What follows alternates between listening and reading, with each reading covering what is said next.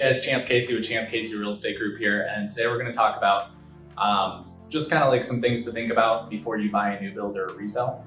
In today's market where we're currently at, I would say that I would look, if you were a buyer in today's market, it is beneficial to look at both new builds and resales. And if you have a realtor like myself who works with a lot of new builds, then they'll be able to help you out with both of those at the same time. Taking you to the sales offices for the new builds at the same time that you're out in the car looking at the existing homes.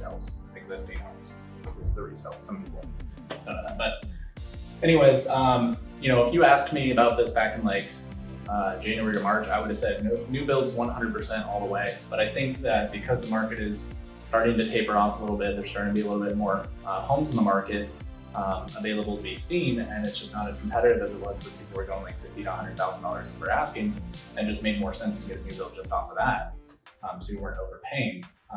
I would say that I would look at both of them at this point, 50-50, because, and a couple other things to think about too is like, what type of person are you? Do you want something that's available right now and you don't want to rent for a while? It all kind of depends on the individual situation that you have. So if you're like moving from out of state and you need something right now, then maybe it's an existing home that would be better for you.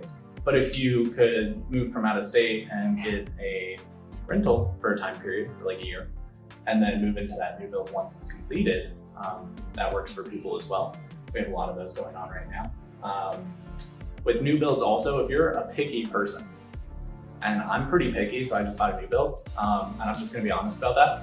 I bought an existing home and I remodeled the whole thing, and I still wanted to do more things to it. I spent like $30,000-$40,000 on it in total, and I just wanted something brand new. So I ended up going for a new build. If you're a picky person, just don't even see existing right now, because most of the houses need work for the most part. But if you have money in the bank to change that house and make it yours, you've got the $40,000 to $60,000 or $100,000 or $200,000 to remodel the entire house, depending on what size house we're talking about and what needs to be done to it, then that might be the option for you. But otherwise, new builds, you get to customize from the ground up. Just know that you're gonna pay a little bit more probably for that new build base price than you would for an existing home in the same area for the same size. But you really do get everything brand new, including the roof and the AC and stuff. So it really kind of comes down to people's time frame.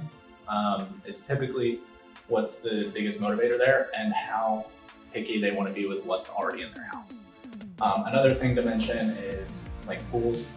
If you want a pool, you kind of got to go for an existing, unless the builder, and you can ask your realtor this or myself, do they work with a pool builder? Can they start building that at the same time the home is being built or the day after? And then how does the appraisal work on that? So those are kind of the things to think about if you're buying right now for either a new build or resale. And if you're thinking about selling your house and getting into a new build or getting into a resale, that just takes a little bit of strategy. You have to time things properly.